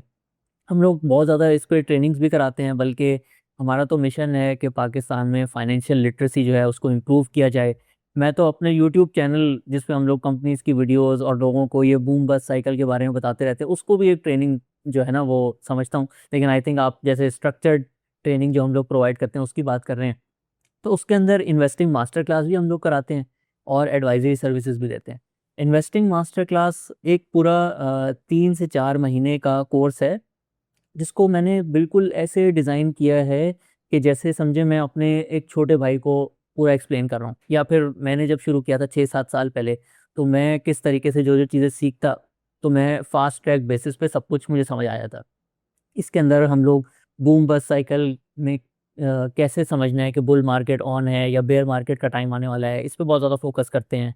फिर जितनी अच्छी कंपनीज़ होती हैं, डिफरेंट सेक्टर्स होते हैं, एक-एक करके लोगों को उसका बिज़नेस एक्सप्लेन करते हैं, ताकि वो सिर्फ़ प्राइस को ना देखते रहें स्क्रीन पे बैठ के, कि प्राइस ऊपर जा रही है, नीचे जा रही है। उनको पता हो एक्चुअल में बिज़नेस को फ़ॉलो कैसे करना है, रिव्यू कैसे करना है। तो एक बड़ा ही कॉम्प्रिहेंसिव जो है ये कोर्स है। इसके अलावा जो हमारी एडवाइज़री सर्विसेज़ हैं, उसका मकसद होता है कि जो मार्केट में रिटर्न आ रहा है, क्योंकि वो तो हर कोई कमा सकता है, हमें उससे ज़्यादा प्रॉफ़िट ला के देना है। और अगेन, क्योंकि मैंने ज़्यादा वॉरेन बफ़ेट से सीखा है, तो उनका भी ट्रैक रिकॉर्ड ऐसा है, वो कहते हैं कि एडवाइज़र की वैल्यू तो तभी है ना जब आप एक एवरेज प्रॉफ़िट से ज़्यादा कमा के दें, फिर ही लोग आपको फ़ीस देंगे। उसमें मकसद है कि अगर लेट्स से 20% 1 साल में प्रॉफ़िट आता है, तो आपने 25% कमा के देना है। और उससे फिर फ़ायदा ये होता है कि आपकी कंपाउंडिंग और ज़्यादा होती है। जो सारे नंबर्स मैंने आपसे शेयर किए कि 4 साल में पैसे डबल होते हैं, तो फिर 3 साढ़े 3 साल में पैसे डबल होने लग जाते हैं और ज़्यादा आपका जो है ना प्रॉफ़िट आप अर्न कर सकते हैं। साथ ही साथ जब ये सारी टर्मॉइल वाली सिचुएशन होती है, तो आपको अच्छी एडवाइस भी मिल जाती है। आप गलत टाइम पे सेल नहीं करते। कोई भी अच्छी अपॉर्च्युनिटी आती है कंपनी की, तो विद रैशनल, ये हम लोगों का एक रूल है। हम लोगों ने जब स्टार्ट किया था, एक रूल बनाया था, कभी भी हम किसी को ये नहीं कहेंगे आपने ये खरीदना है। हम आपको बताएँगे कि ये खरीदना है along with a long voice note explaining कि ये इस बिज़नेस की वैल्यू है, इस तरीके से हमने उसको इवैल्यूएट किया है और इस वजह से हम इसमें इन्वेस्ट कर रहे हैं, क्योंकि इसकी वैल्यू इसकी जो प्राइस है वो असल वैल्यू से काफ़ी ज़्यादा कम है। और अल्हम्दुलिल्लाह, जैसे हमारी एजीएम वाली वीडियो में हमने शो भी किया है कि 2025 में जो एवरेज प्रॉफ़िट था केएससी 100 इंडेक्स का, वो था 51%। और हम लोगों का जो पोर्टफोलियो था उसका रिटर्न आया ऑलमोस्ट 70%। तो ये एक तरह से हम लोगों ने जो सारी अच्छी कंपनीज़ ढूँढी और बीच में एक जंग भी हुई थी 2025 में, उस टाइम पे लोगों को सेफ्टी अडॉप्ट करने की एडवाइस भी की, तो सबका रिज़ल्ट जो है बहुत अच्छा आया। ये सारे नंबर्स जो हैं ये हमारी वेबसाइट पे मौजूद हैं, बल्कि हम लोग तो इससे एक स्टेप आगे जा रहे हैं और इस पूरे 2025 का ऑडिट करवा रहे हैं। कुछ ही दिनों में जो है इसका ऑडिट हमारी वेबसाइट पे पब्लिश हो जाएगा, जिसमें सारी एक तरह से एक्रेडिटेशन होगी कि ये सारा रिटर्न जो है, इन्होंने जो चीज़ें रिकमेंड की थी उसका क्यूमुलेटिव रिटर्न ये बनता है। अच्छा, जो लोग नए मार्केट में आ रहे हैं, उनको आप क्या एडवाइस करेंगे कि जिस तरह सुनने में आता है कि जी फलाँ बंदा बैंकरप्ट हो गया है, या फलां कंपनी बैंकरप्ट हो गई है या सारा सरमाया डूब गया है, तो नया आने वाला बंदा क्या ऐसा करे कि उसका सारा सरमाया ना डूबे? ये बहुत इंपॉर्टेंट सवाल किया आपने हाफिज़ अहमद साहब। और दो एडवाइस होंगी इसमें। एक तो मैंने जैसे अपने एक्सपीरियंस भी बताया कि talk of the town companies जो होती हैं ना, जो अनाउंसमेंट्स पे चल रही होती हैं, उसमें बिल्कुल आपने इन्वेस्ट नहीं करना। जब आप शुरू में आते हैं ना, तो आपने जो है ना ये कोशिश नहीं करनी कि एक साल में मेरे पैसे डबल ट्रिपल हो जाएं। आपने अच्छी कंपनीज में डाइवर्सिफिकेशन करके इन्वेस्ट करना है। तो एक तो ये सब नोट कर लें। दूसरा, आपने ना लेवरेज से दूर रहना। लेवरेज होता है कि कोई आता है आपको बताता है कि एक कंपनी है, उसका शेयर बहुत तेज़ी से बढ़ रहा है, 100 रुपये का उसका शेयर है। तो आप कहते हो यार मेरे पास 100 रुपये तो है नहीं। सिर्फ एग्जांपल दे रहा हूँ एक्सप्लेन करने के लिए। तो वो कहता है कि तुम ना ये शेयर 25 रुपये लगा के भी इसमें से जो फ़ायदा होगा ना आपको मिल सकता है। और वो ऐसा है कि कोई शेयर अगर 100 रुपये का होता है ना, आप 25 रुपये अपने तरफ से लगाते हैं, 75 रुपीज़ आपको जो है ना एक तरह का ब्रोकर की तरफ से कर्जा मिल जाता है। और ब्रोकर कहता है कि अगर ये शेयर 100 से 125 पे चला गया, आप मेरे 75 रुपीज़ वापस कर देना, आपके जो 25 रुपये ना वो 50 रुपये हो जाएंगे। तो लोगों को कहता है ये तो और अच्छा है, पहले जो है 25% प्रॉफिट हो रहा था, अब जो है 100% हो रहा है। लेकिन उसकी डाउन साइड भी होती है। उसकी डाउन साइड ये होती है कि अगर किसी वजह से वो 100 रुपये से 75 रुपये पे आ गया, तो आपके पैसे ज़ीरो। आपने उसको 75 रुपीज़ वापस करने हैं। तो और अभी यही हो रहा है। ये सारी जंग से पहले जो ज़्यादा स्टॉक मार्केट थोड़ी-सी डिक्लाइन कर रही है, वो यही है कि पिछले 6 महीनों में जो ऑलमोस्ट 60-70 हज़ार पॉइंट्स बढ़े थे, उसमें लोगों को और नए लोगों को इस तरह से जो है वो बताया गया कि बस इसने तो ऊपर ही जाना है, कभी-कभी करेक्शन आएगी, लेकिन आप जो है लेवरेज लेके काम करें, उससे आपको फ़ायदा ज़्यादा होगा। और अब ये सारी जो फंडामेंटल्स हैं वो इतने बुरे नहीं हैं, लेकिन लोगों ने इतनी लेवरेज ली हुई है कि अब उनकी जो है मार्जिन कॉल आ रही है कि लोग ब्रोकर कह रहा है अब आपकी जो लिमिट थी जहाँ तक मैं आपको सपोर्ट कर सकता था वो ख़त्म हो गई है। मुझे पता है आपकी शेयर कंपनी जो आज बहुत सस्ती है और ख़रीदने का टाइम है, लेकिन मजबूरी है, आपने जो लेवरेज ली थी ना उस वजह से मुझे इसको सेल करना पड़ेगा। तो एक तो अनाउंसमेंट्स वाली कंपनी जो अनाउंसमेंट्स पे चल रही होती हैं कि हम ये करने जा रहे हैं, ये करने जा रहे हैं, छोटी सी कंपनी होती है और अनाउंस करते हैं कि हम बहुत बड़ा काम करने जा रहे हैं, उनको अवॉइड करें शुरू में। और दूसरा, लेवरेज से बहुत दूर रहें। ये जो है ना बहुत ख़तरनाक चीज़ होती है। मतलब आप खुद सोचें कि स्टॉक मार्केट में अगर कोई कह रहा है मैं बैंकरप्ट हो गया, तो अगर उसने सिर्फ़ अपने पैसे लगाए होते, तो उसने तो उस मुल्क के जो जितने टॉप बिज़नेसमैन हैं उनके साथ पार्टनरशिप की थी, सबके साथ थोड़ी-थोड़ी, अगर सही तरीके से चल रहा होता। तो किसी भी मुल्क में एक बिज़नेसमैन बैंकरप्ट हो सकता है, सारे तो कभी भी नहीं होते। तो आप ये जब लेवरेज लेते हैं या किसी एक कंपनी में जाके वो जो बहुत अनाउंसमेंट्स कर रही होती है उसमें जाके इन्वेस्ट कर देते हैं, फिर आपके साथ ये होता है बैंकरप्सी और जो है सारे पैसे डूब गए। अच्छा, अभी आपने जंग की बात की, तो इस वक़्त भी जो है बहुत से मुल्कों की जंगें चल रही हैं और गल्फ़ की साइड पे भी हम देख रहे हैं, पाकिस्तान की साइड पे भी देख रहे हैं, तो क्या इससे फ़र्क पड़ रहा है? अब अगर इंडेक्स नीचे आएगा, स्टॉक एक्सचेंज में लोगों के क्या पैसे डूबेंगे? क्या बनेगा लोगों का? देखिए इसमें अगेन हमने एक जो चीज़ डिस्कस की थी, बेयर मार्केट और करेक्शन में फ़र्क समझना। अब एक होता है कि आपके अपने मुल्क में जंग हो रही होती है, तो उसमें तो बहुत ज़्यादा अनसर्टेनिटी हो जाती है। और आप दुनिया में स्टॉक मार्केट्स जो जंगों में ज़्यादा गिरी हैं, जैसे जर्मनी की बहुत ज़्यादा गिरी थी जब वो वर्ल्ड वॉर 2 जो है वो हार गए थे। तो लेकिन उसके अलावा अगर आपकी जंग में कोई शिकस्त शिकस्त नहीं हो रही, तो फिर ये करेक्शंस होती हैं। तो इस चीज़ को देखते हुए, और पाकिस्तान में तो डायरेक्टली अभी जंग हो भी नहीं रही, दूसरे मुल्कों में हो रही है। इसका सिर्फ़ एक नेगेटिव इम्पैक्ट ये होता है कि मिडल ईस्ट में जब जंग होती है ना, तो वहाँ पे ऑयल सप्लाई जो है ना वो डिसरप्ट हो जाती है। और ऑयल जब महँगा हो जाता है ना, वो पाकिस्तान की इकॉनमी के लिए बुरा होता है। क्योंकि पाकिस्तान जो है बहुत बड़ा ऑयल इम्पोर्टर है। ऑलमोस्ट हम लोग $15 बिलियन की ऑयल और गैस हर साल इम्पोर्ट करते हैं। तो अगर समझें ये 20% महँगा हो गया, तो $3 बिलियन आपका एक्स्ट्रा इम्पोर्ट हो गया विदाउट डूइंग एनीथिंग। और फिर उससे महँगाई भी होती है, स्टेट बैंक को इंटरेस्ट रेट बढ़ाने पड़ते हैं। और फिर थोड़ा-सा वो शिफ्ट जो जैसे मैंने बताया ना, लोग या तो बैंकों में सेविंग सर्टिफ़िकेट में पैसे रखते हैं, या फिर स्टॉक मार्केट में लगाते हैं। वो थोड़ा-सा दूसरी तरफ टिल्ट हो जाता है। लेकिन अब आजकल की बात करें, तो आप ये भी देखें कि पिछले 1 साल में 5 से 6 जंगें हुई होंगी। लेकिन जितनी भी जंगें हुई हैं विदिन 2 वीक्स कंक्लूड भी हुई हैं। तो क्योंकि आज का जो अमेरिका सुपर पावर है, उसके जो प्रेज़िडेंट हैं, उनकी थिंकिंग है कि बहुत लंबी जंग कोई नहीं करनी। वो एक तरह से इलेक्शन भी जो जीत कर आए हैं, उसमें ये मैंडेट है कि दुनिया में जंगें नहीं होनी चाहिए, लेकिन फिर भी कर रहे हैं, लेकिन फिर उसको कोशिश करते हैं जल्दी कंक्लूड भी करें। तो इस दोनों चीज़ों को मिला के अब देखें, तो ज़्यादा चांसेस होते हैं कि ये करेक्शन है और इसमें आपको अपॉर्च्युनिटी का फ़ायदा उठाना चाहिए। फिर जब भी इस तरह के इवेंट्स होते हैं, तो हम लोग अपने यूट्यूब चैनल पे भी लोगों को गाइड करने के लिए जो है वीडियोस जो है पब्लिश करते रहते हैं। आज के दिन भी मैंने लोगों को गाइड किया कि बिल्कुल पैनिक सेलिंग करने की ज़रूरत नहीं है। जिस तरह का ट्रैक रिकॉर्ड है, जो पर्सनैलिटीज़ इन्वॉल्व्ड हैं, बहुत अच्छे चांसेज़ हैं कि अगले 2 से 3 दिनों में डी-एस्केलेशन की कोई अनाउंसमेंट आती है और उससे फिर मार्केट जो है स्प्रिंग की तरह रिएक्ट करती है। जब जंग थोड़ी बढ़ रही होती है तो वो नीचे जाती हैं और फिर वो स्प्रिंग जब वापस अपनी जगह पे आता है तो वो फिर आपको अपॉर्च्युनिटी भी नहीं मिलती खरीदने की। तो जो लोग इन्वेस्टेड हैं उनको ऐसे टाइम पे जो है होल्ड करना चाहिए, और जो लोग नई इन्वेस्टमेंट करने का सोच रहे होते हैं उनके लिए एक अच्छी अपॉर्च्युनिटी बन जाती है। अब जिस तरीके से ये न्यू वर्ल्ड ऑर्डर जो है वो बन रहा है, तो अब मैंने ये सोचा है और इस पे हमारा काम ऑलमोस्ट कंप्लीट भी हो गया है कि जो हमारा नेक्स्ट इन्वेस्टिंग मास्टर क्लास है, जो कि ऑलमोस्ट ईद के बाद स्टार्ट हो रहा है, उसमें हम लोग एक स्पेशल लेक्चर, जैसे हम पहले बूम बस्ट साइकिल पे करते होते थे उसको समझने के लिए, क्योंकि वो बहुत इंपॉर्टेंट है, तो ये हमने एक इन्वेस्टिंग फ्रेमवर्क फॉर वॉर्स भी पूरा डेवलप किया है। तो जिसको हम लोगों को समझाएँगे ताकि फ्यूचर में इस तरह की वॉलेटिलिटी में लोग ना बिल्कुल रैशनैलिटी ख़त्म हो जाती है और लोग इमोशंस पे डिसीजन ले रहे होते हैं। पहले सस्ता बेच देते हैं, फिर महँगा खरीदते हैं, फिर से एक दफ़ा फिर से कुछ न्यू डेवलपमेंट होती है, तो उसमें बहुत परेशान होते हैं और वो फिर उस एक्सपीरियंस के बाद सोचते हैं कि स्टॉक मार्केट तो है ही बुरी। हालाँकि अगर आप उसको थोड़ा-सा स्ट्रक्चरली समझ लें, तो फिर आप उसमें बड़े अच्छी जो है अपॉर्च्युनिटी का फ़ायदा उठा सकते हैं। अच्छा अब्दुलरहमान भाई, हमने पिछले दिनों देखा या पिछले महीनों में कुछ जो बड़ी कंपनीज़ हैं, मल्टीनेशनल कंपनीज़ हैं, वो पाकिस्तान छोड़ के गई हैं। तो क्या इससे भी फिर इफ़ेक्ट होता है? जब एक बड़ी कंपनी जाती है तो लोग फिर घबराते नहीं हैं स्टॉक में इन्वेस्ट करते हुए?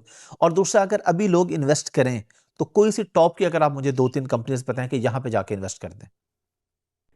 अच्छा, बिल्कुल, ये जो पाकिस्तान से पिछले महीनों में कुछ मल्टीनेशनल्स का एग्ज़िट हुआ है, ये बिल्कुल इकोनॉमी की लॉन्ग टर्म हेल्थ के लिए एक नेगेटिव डेवलपमेंट थी। मल्टीनेशनल्स होती हैं, जॉब्स भी प्रोवाइड करती हैं, फिर वो उनका जो वर्किंग स्टाइल होता है उससे लोग बहुत ज़्यादा सीखते हैं, तो ये बहुत अच्छी चीज़ होती है किसी भी इकोनॉमी के लिए।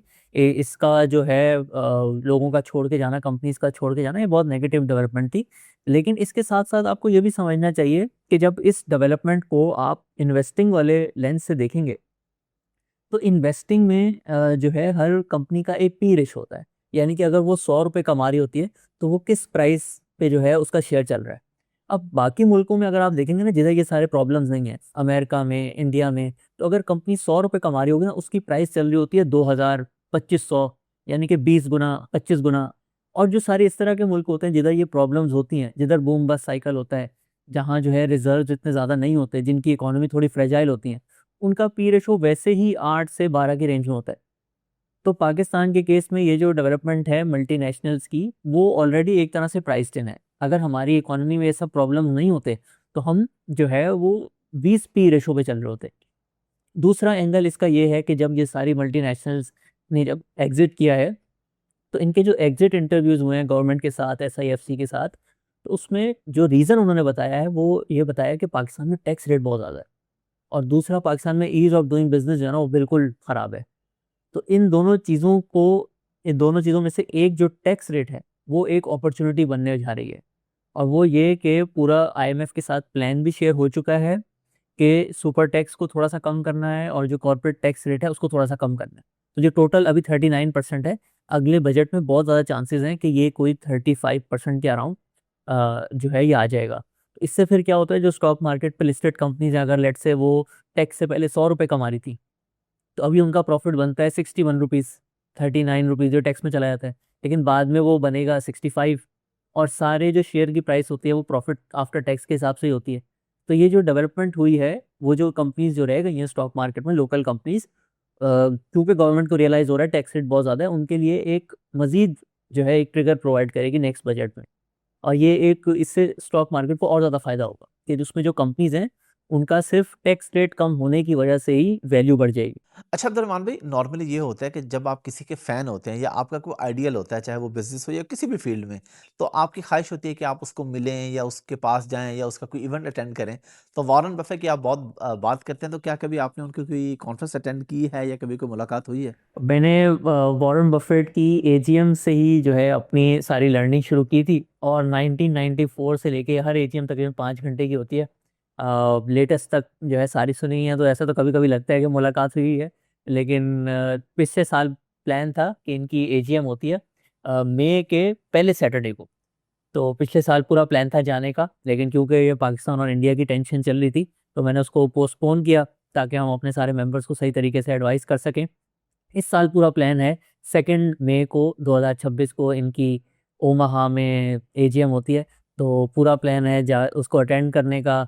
और वहाँ पे वो वॉरेन बफेट खुद भी होते हैं, उनसे मुलाकात करने का। बल्कि मैं आपको भी कहूँगा कि आप भी अगर उन दिनों में हो वहाँ पे, तो वहाँ पे जाके हम लोग जो है लोगों को दिखाएंगे कि किस तरीके से ओमाहा में पूरा एक वो बना हुआ है कि लोग इन्वेस्ट करते हैं, सारे पूरी दुनिया से आते हैं और एक पूरी कॉन्फ्रेंस होती है। तो हम लोग कोशिश करेंगे वहाँ भी एक जो है छोटा-सा पॉडकास्ट और व्लॉग जो है वो रिकॉर्ड करें। जी, ज़रूर इंशाल्लाह, व्हाई नॉट? अच्छा अब्दुर्रहमान भाई, एक और चीज़ आप बड़ी मज़ेदार बताते हैं कि फ़ॉर्मूला जो है कोई इन्वेस्टिंग का या लाइफ़ का 4 दोस्त, 3 मेंटोर्स, 3 हीरोज़, ये क्या है? ये मैंने आज से कोई तकरीबन 2 साल पहले अडॉप्ट किया था। और ये बेसिकली ऐसे है, अनकॉन्शियसली सब इस तरह कर रहे होते हैं। स्पेशली जो लोग थोड़े होते हैं मोटिवेटेड और जो है एंटरप्रेन्योरियल होते हैं, वो इस तरह वो कर रहे थे। लेकिन एक स्ट्रक्चर मैंने एक दफ़ा सुना, और मैंने इसको फिर जो है ना वो अपने पास लिख लिया। असल में ये ऐसे होता है कि आपके आस-पास जो लोग जिनसे आप हर हफ्ते मिलते हैं, तो वैसे आपके ना एक 4 दोस्त होते हैं। और उस वक़्त आप अपनी ज़िंदगी में जिस जगह पे भी होते हैं, उसके हिसाब से आप वो 4 दोस्त हैं ना, उनसे ज़्यादा मिलते हैं। वो आपको गाइडेंस भी देते हैं, वो हो सकता है आपकी फ़ील्ड से हों, या उनसे आप जब भी मिलते हैं ना, कोई नई चीज़ सीखते हैं। तो वो ऐसे एक नेचुरली आपका एक ग्रुप बन जाता है 4 से 5 लोगों का, जिनसे आप ज़्यादा मिलते हैं और उनके साथ ज़्यादा टाइम स्पेंड करते हैं। फिर उसके साथ-साथ आपके जो है ना 3 मेंटोर्स होते हैं। अब मेंटोर्स वो होते हैं जिनसे ना आप समझें ऐसे 2 से 3 महीने बाद मिलते हैं और उनसे सीखते हैं। वो आपके इंडस्ट्री के एक्सपर्ट हो सकते हैं या आपके बॉस हो सकते हैं, जो आपसे एक स्टेप ऊपर हैं जहाँ आप जाना चाह रहे हैं। तो उस तरीके से मैंने फिर जो है सोचा हुआ है कि 3 मेंटोर्स भी होने चाहिए जिनसे आप गाइडेंस लें, और उस तरीके से नेक्स्ट जर्नी वहाँ तक पहुँचने के लिए जो चीज़ आप पहले से लर्न कर सकते हैं, वो आप उनसे सीखते हैं। उनसे आपको रोज़-रोज़ मिलने का मौका नहीं मिलता, लेकिन ऐसे हर 2 से 3 महीने में 1 दफ़ा आपसे उनकी मुलाकात हो जाती है। और जो 3 हीरोज़ होते हैं, वो ऐसे लोग होते हैं जिनसे आप अभी तक मिले नहीं होते। तो उनके आप इंटरव्यूज़ सुनते हैं या उनकी आप बुक्स पढ़ते हैं। तो 3 हीरोज़ जो हैं मेरे, वो एक वॉरेन बफेट, जिन्होंने सिखाया कि कंपनीज़ को पढ़ के इन्वेस्ट करना है। ये ऊपर-नीचे चीज़ें नहीं देखनी, इंडेक्स को नहीं देखना, कंपनी में इन्वेस्ट करना है। कंपनी अच्छी होगी तो लॉन्ग टर्म में आपको फ़ायदा देगी। फिर दूसरे मेरे हीरो हैं रे डालियो। ये बिल्कुल उलट है उनसे। ये बहुत ही जो है ना एक तरह से टेक्निकल और मार्केट्स को समझने वाले कि ग्लोबल इकोनॉमी में क्या हो रहा है। तो दोनों जो है बिल्कुल ही अपनी फ़ील्ड्स के, एक ही फ़ील्ड की 2 डाइवर्स डायरेक्शंस के एक्सपर्ट्स हैं। तो इन दोनों को जो है मैंने पिछले 7-8 सालों से अपना हीरो बनाया हुआ है। जो थर्ड मेरा हीरो होता है ना, वो थोड़ा चेंज होता रहता है। वो कभी मैं जैसे सुनता हूँ और कोई नई बातें सीखती हैं, जैसे एयरबीएनबी के फाउंडर ब्रायन चेस्की, उनकी बातें मुझे बहुत पसंद हैं। अभी लेटली डैन मार्टेल एक यूट्यूब पे कंटेंट भी बनाते हैं, उनकी बातें भी बहुत अच्छी होती हैं। तो इस तरह से ना आप अपनी लाइफ को अगर स्ट्रक्चर कर लेंगे, तो एक तो आपके अंदर डिसिप्लिन भी आ जाएगा, और हर टाइप ऑफ लर्निंग जो आपकी हो सकती है, कुछ लर्निंग आपकी उन लोगों से होती है जिनसे आप हर हफ्ते मिल रहे होते हैं अपने दोस्तों से। आप अपने दोस्त भी अच्छे चुनेंगे। फिर 3 मेंटोर्स अगर आपने चूज़ किए होंगे, तो वो जो लर्निंग का एंगल होता है कि आपने आज से 6 महीने बाद, 1 साल बाद कहाँ पहुँचना है, वो आप एडवांस में लर्निंग कर रहे होते हैं। और फिर जो आपने 3 हीरोज़ बनाए होते हैं, वो एक तरह से आपकी एस्पिरेशन होती है कि मैंने 10 साल में, 15 साल में यहाँ पहुँचना है और इनकी हैबिट्स जो है मैंने अडॉप्ट करनी है। तो एक तरह से आपकी लाइफ में एक स्ट्रक्चर आ जाता है लर्निंग का। अच्छा, अगर हम इन्वेस्टिंग की बात करें तो जिस तरह गोल्ड है, गोल्ड तो हम बचपन से देखते आ रहे हैं कि ऊपर ही जा रहा है। यानी ठीक है 2-4 दिन, 1 हफ्ता थोड़ा-सा नीचे है, लेकिन इवेंचुअली अगर हम उसका रेट देखें तो हमेशा से वो बढ़ता ही जा रहा है। अगर कोई बंदा गोल्ड में इन्वेस्टमेंट करता है तो अब वो कहाँ पे इन्वेस्ट करे? वो रियल गोल्ड बाय करके घर पे रखे या लॉकर में रखे, या वो स्टॉक में इन्वेस्ट करे? गोल्ड बाय करने का सबसे अच्छा तरीका पाकिस्तान में है, पाकिस्तान मर्केंटाइल एक्सचेंज। क्योंकि आप घर में रखते हैं, फिर उसके सेफ्टी के इश्यूज़ होते हैं। फिर उसको जो लोग डॉक्यूमेंटेड तरीके से बाय करते हैं, उसका प्रॉब्लम भी बड़ा होता है, कैश कैश में सारी इसकी डीलिंग होती है।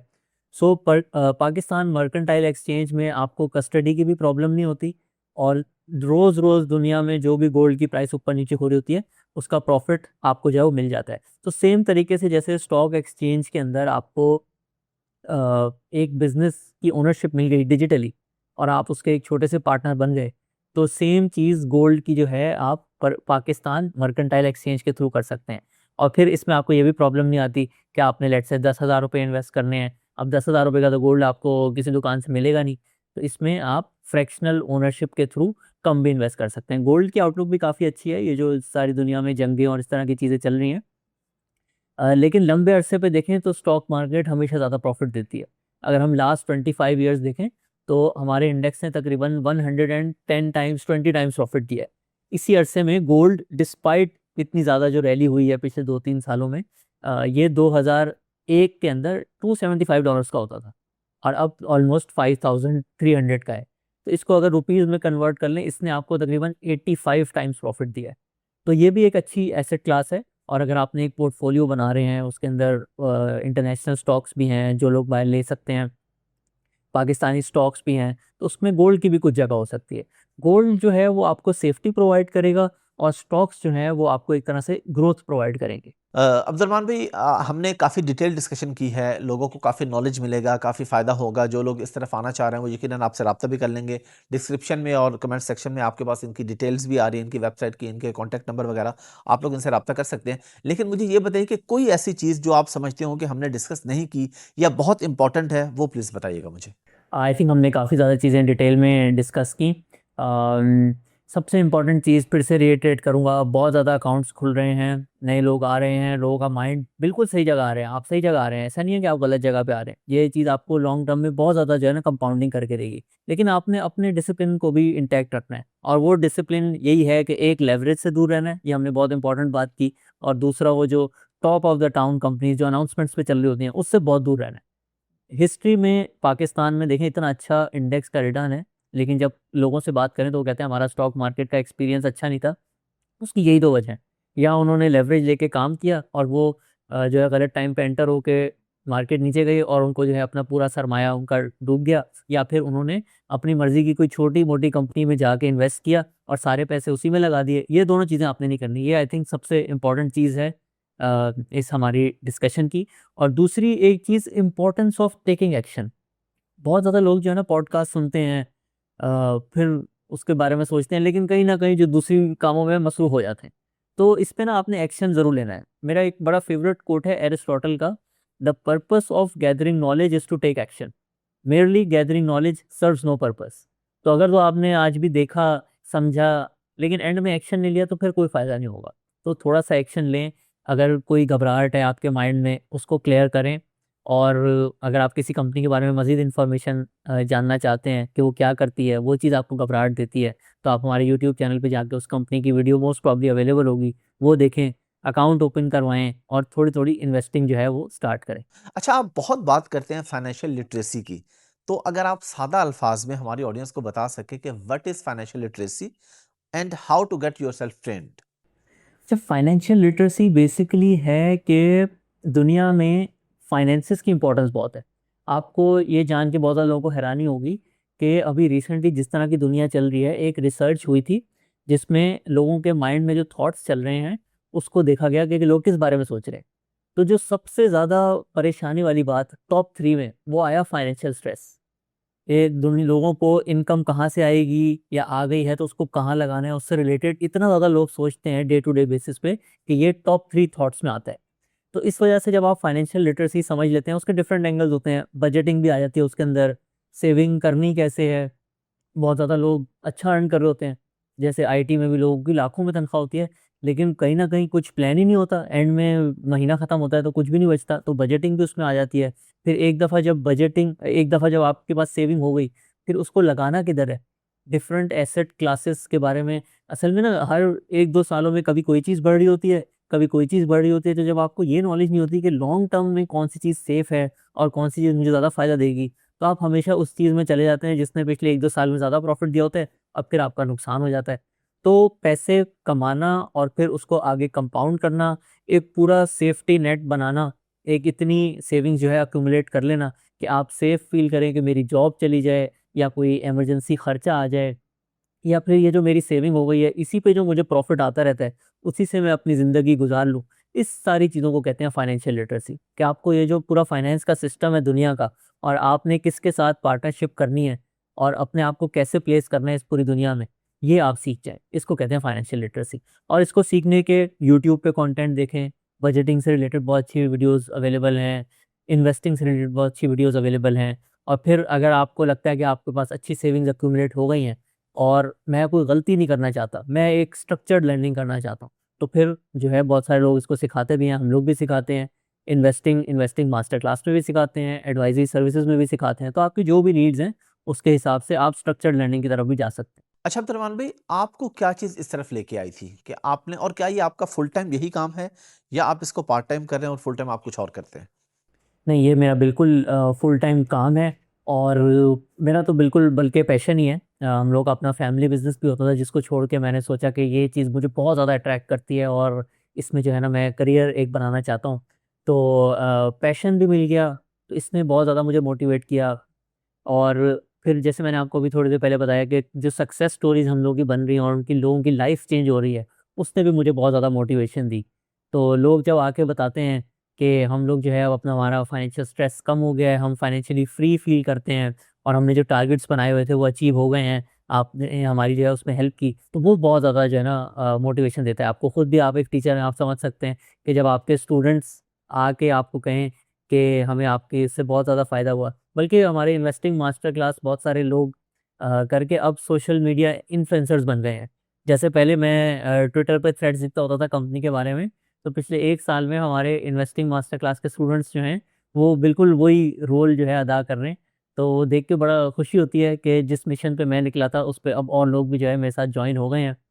इसके अलावा सेकंड सोर्स ऑफ मोटिवेशन जो है वो ये है कि अल्लाह का बहुत शुक्र है और बहुत कम लोगों को जो है ना ये एक तरह से इस चीज़ की तरफ वो जा पाते हैं कि उनका जो पैशन होता है ना वही उनका काम बन जाता है।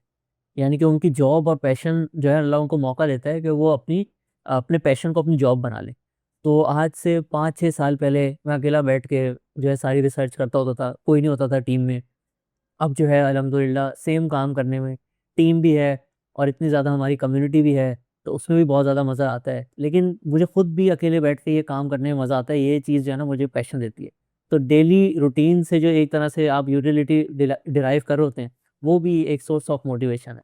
तो ये 2 रीज़न्स हैं, एक लोगों की लाइफ़ में इम्पैक्ट क्रिएट करना बहुत मेरे लिए मीनिंगफुल है, और दूसरा मैं जो काम करता हूँ उसमें मुझे खुद बहुत मज़ा आता है। और फिर जब कहते हैं कि पैशन और पर्पस जब मिल जाए, तो फिर मोटिवेशन जो है ना खुद ही आ जाती है। अब्दुलरहमान भाई, thank you very much for your time.